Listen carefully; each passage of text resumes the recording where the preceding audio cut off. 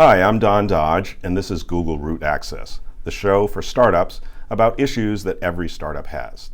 Today, we're going to talk about user experience and user design. I have a special guest, Nazmul Idris, who works on the Android team and focuses on user design. Thanks for joining us. Thank you. I'm glad to be here. So you talked about reducing friction and creating a great first-minute experience. So what do you mean by friction? That's a very good question.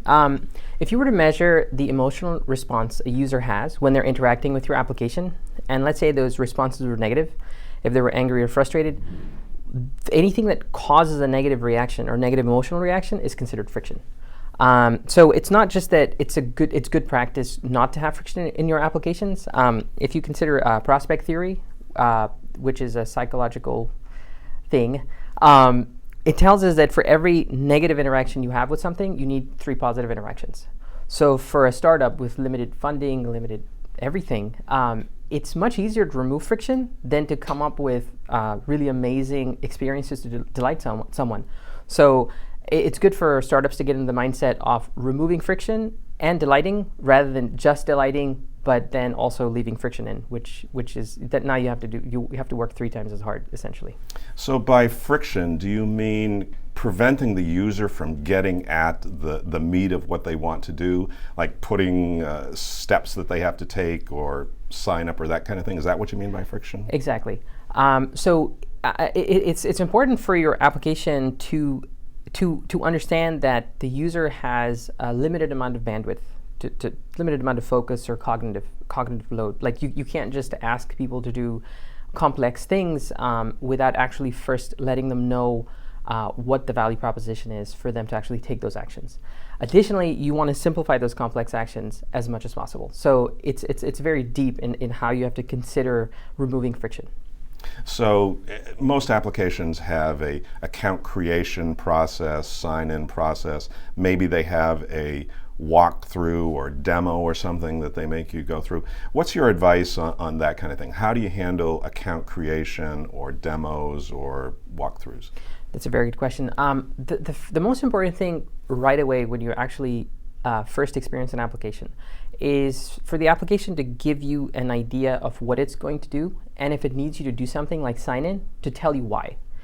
Then you'll be more eager to actually, for example, sign in. Now, once you've understood why you need to sign in and then you go to sign in, the application developer should take a lot of effort to remove any friction from that step as well. So that involves using something like sign in with Google or log in with Facebook or something like that. Does that make sense? Yeah. So my son has an app that he built, and he required Facebook sign-in to create an account before you got going. And he called it the Facebook wall because users, a big percentage of the users wouldn't do that, right, because they hadn't yet seen the value of the app. So exactly. He allowed them to get into the app and start using it and do a few things before requesting that they create an account. So is that an example of friction and how you might handle making it work? Yes, that's a great example. So what your son did was instead of putting the onus on the user to do something that they didn't know that they wanted to do, they're continuing to interact and engage with the application, which makes them want to engage with it more. And the more they want, the more they'll interact with it. And they're okay with spending more time and energy with the application once they have an idea that there's going to be a good reward.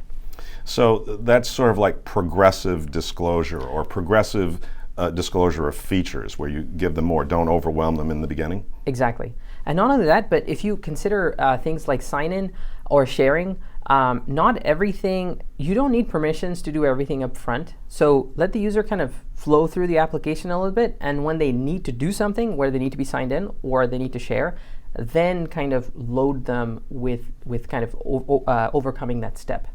So let's say I have a rather complex application that has lots of features and lots of surface area.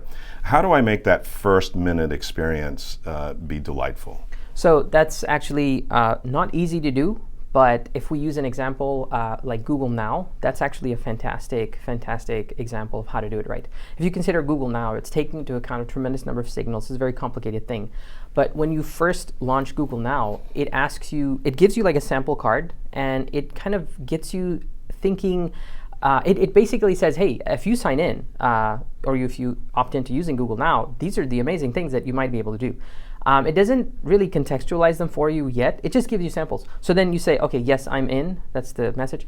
Then it starts showing you sample cards. And those sample cards aren't yet tailored to your life, or it's just giving, like, for example, the weather, simple things. The idea there is that as you live in Google Now more and more, Google Now unlocks more and more and more capabilities and asks you to customize it more or interact with it more. And so it doesn't feel like friction. It feels like it's enticing you to do something that you wanted to do. And it's delighting you with unexpected things you didn't even know you needed. But when it showed you, you were like, wow, I didn't know you could do that. So that's the reaction that we're trying to get, is that moment of delight. And those can be engineered. It's not random that those things happen. It takes a lot of work, but it can be done. So making that first minute experience to be delightful is really, really important. Progressive disclosure of features and letting them into it, reducing friction, those are the keys to making it successful. Exactly. Great. Well, thank you for joining us. That was a great show. Join us again when we cover other topics of interest to startups. I have a special offer for you for Google Root Access viewers. We're offering a $2,000 credit for the Google Cloud platform. So if you're a developer that's developing an app that uses a cloud backend, it's a great opportunity for you to get started and get a $2,000 credit. Thank you very much for joining us.